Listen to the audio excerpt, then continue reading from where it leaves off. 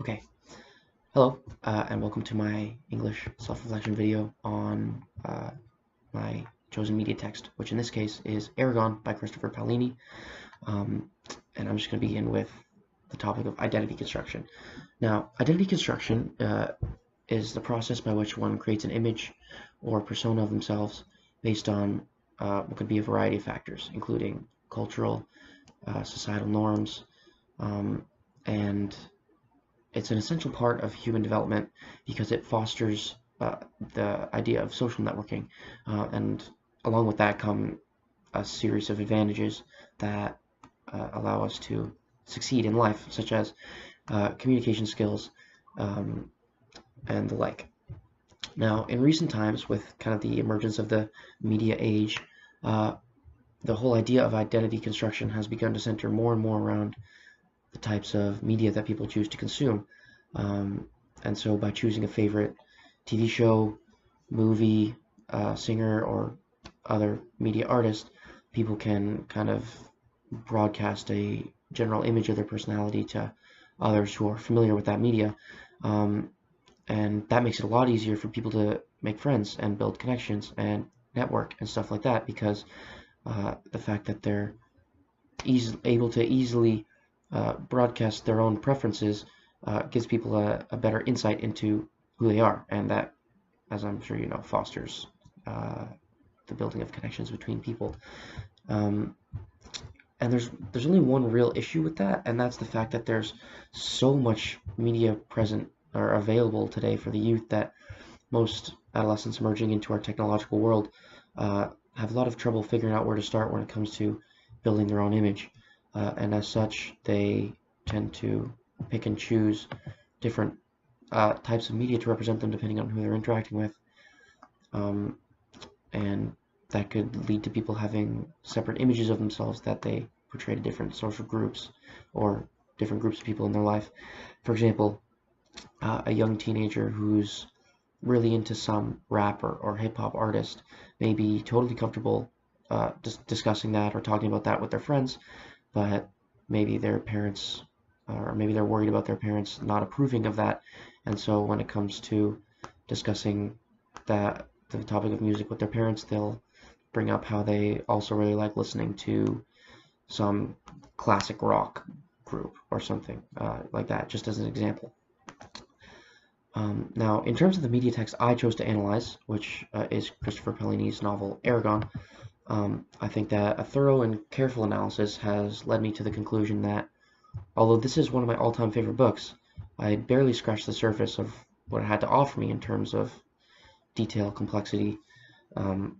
and overall just information. Because after examining it, I think I can see far more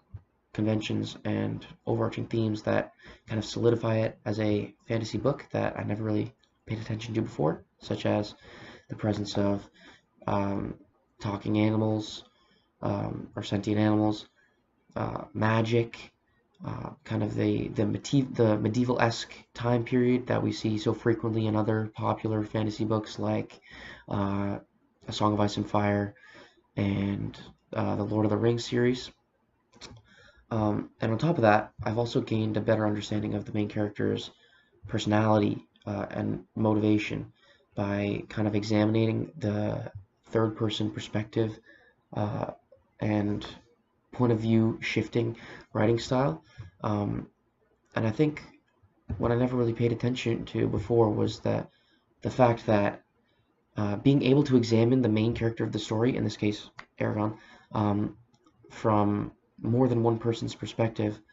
allows you not only to flesh out your idea of the character in your mind as the character sees himself, but also as everyone around him and everyone close to him sees him. Um, and that does an excellent job, in my opinion, of rounding out the character as a whole, and makes it easier for me as the reader, to flesh him out in my mind and develop a better image of uh,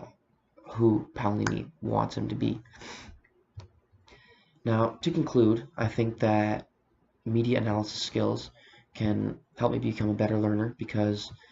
media is all about the study and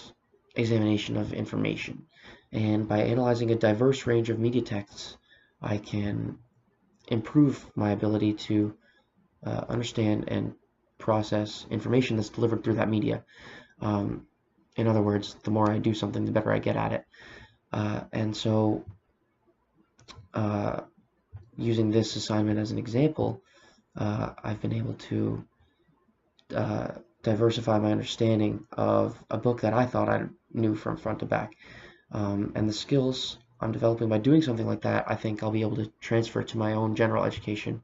and use them to better comprehend and interpret instructions or information that's given to me through similar media forms in the future. And that's going to make it easier for me to take information away from that media, and I'm going to become an even better learner as a result of that. And so in that way, it's kind of a snowball effect that I think makes reflective media study an excellent catalyst for improving my learning ability. Now, all in all, I think the book Aragon has featured heavily in my own identity construction because I think I would have been about 13 when I first purchased this book, and so I read it throughout my formative years, and it's stuck with me by contributing to my love of fantasy fiction, which is the genre to which the book belongs. And throughout this assignment, I've had the opportunity to take a much closer look at it, and I've gained a finer appreciation for the storytelling and world building that Christopher Paolini puts into this book, along with the messages, codes, and conventions that, in my opinion, places Aragon right at the top of the fantasy genre.